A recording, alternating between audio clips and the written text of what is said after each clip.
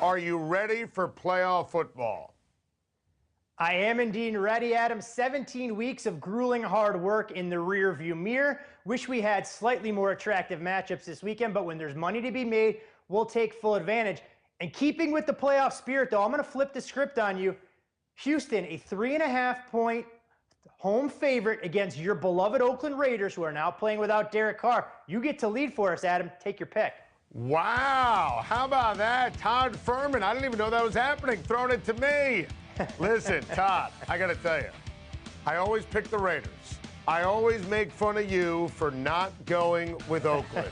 But the minute Derek Carr, who I voted for MVP, the minute he suffered the broken fibula, I'm out. I'm done. It's like Jerry in the contest.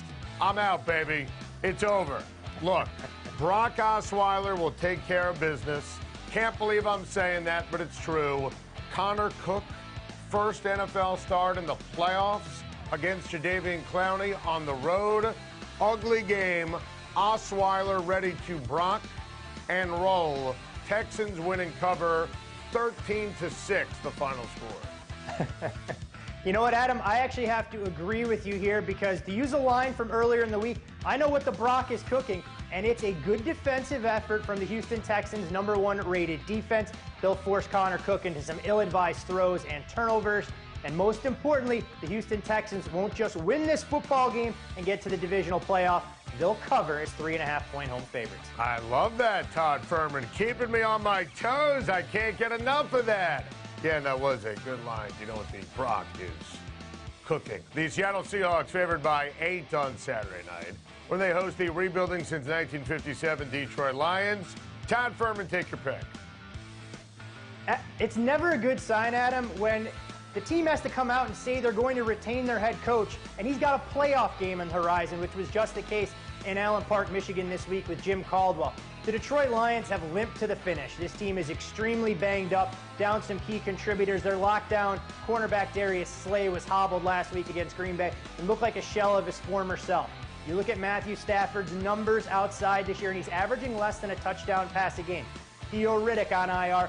They found a little bit of a ground game with Zach Zenner. The problem being is for all of Seattle's pitfalls, because this defense isn't nearly as good as what we've seen in the past, you need to have big play potential. You need to be able to throw the football. Detroit can't do either of those things. And for 1 week, and 1 week only, the Seattle Seahawks will look like the juggernaut playing on their home field. Give me Seattle here laying the heavy price as 8-point favorites. Todd, we're sharing a brain on this one. And, you know, you see the number. First thing you want to do, because Seattle's flawed and there's no Earl Thomas and they don't have an offensive line and they can't run the ball with any kind of consistency, you want to take the other team.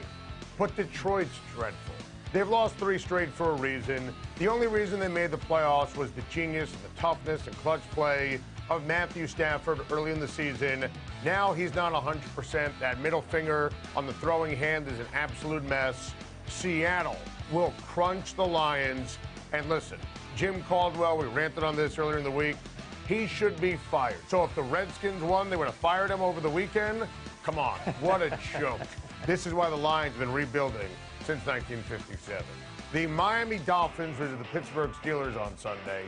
Big Ben and company favored by 10. Todd Furman, take your pick.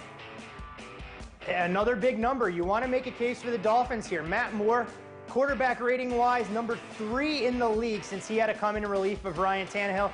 And I don't think he's going to be the problem in this particular matchup. Jay Ajayi had a field day the first time these two teams met.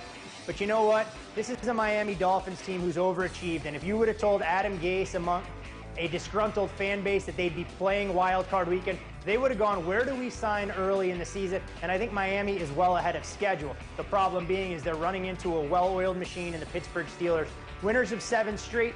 I don't think they're as good as their record indicates, but they definitely have the skill position players. Interesting tidbit here. First time Big Ben, Antonio Brown, and Le'Veon Bell will all be on the field for the Steelers in the same playoff game, but it's Eli Rogers who will make the difference in the slot. I hate to lay the lumber in a game of this magnitude, but it's Pittsburgh laying the points to get you to the window. Lay that lumber, Todd Furman. Lay the lumber. I'm with you. It's a number that gives you pause, but look, I hope the game's competitive. I know what happened earlier in the season, but listen, this is a totally different Pittsburgh team. And Ben Roethlisberger talked about it earlier in the show. It's his time to shine. Le'Veon Bell has been as good as any player in the NFL in the second half of the season. Huge game for Brown. The Pittsburgh defense is vastly improved. Matt Moore is Matt Moore.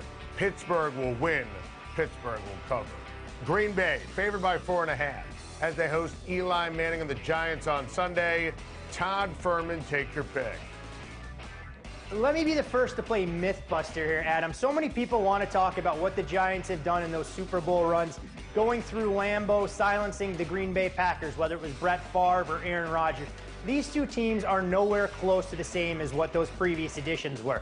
The Giants' defense, though, very stingy. Their ability to put pressure on the quarterback could take Aaron Rodgers out of his flow. And when you look at that Giants defensive backfield, I think they have a massive edge over Green Bay's receiving corps. The Packers should get the services of Randall Cobb back, which helps with their balance in the passing game. They've shown the ability to run the football with Ty Montgomery and Christine Michael. And with single-degree temperatures in the forecast, you have to worry about Green Bay's big play potential. I know the Packers' secondary is banged up, and ultimately that's what leads me to a play to back the Giants as an underdog. I'm not sure they'll win this game outright, but in what I think is a low-scoring, defensive-minded battle, 20-17 feels about right. And last I checked, that would be a cover plus 4.5. Listen, you're right about the 17. You're wrong about the 20. I've been screaming all week. Green Bay, Aaron Rodgers, take care of business. There's no way Aaron Rodgers is losing this game. 27-17. Pack wins, Pack covers.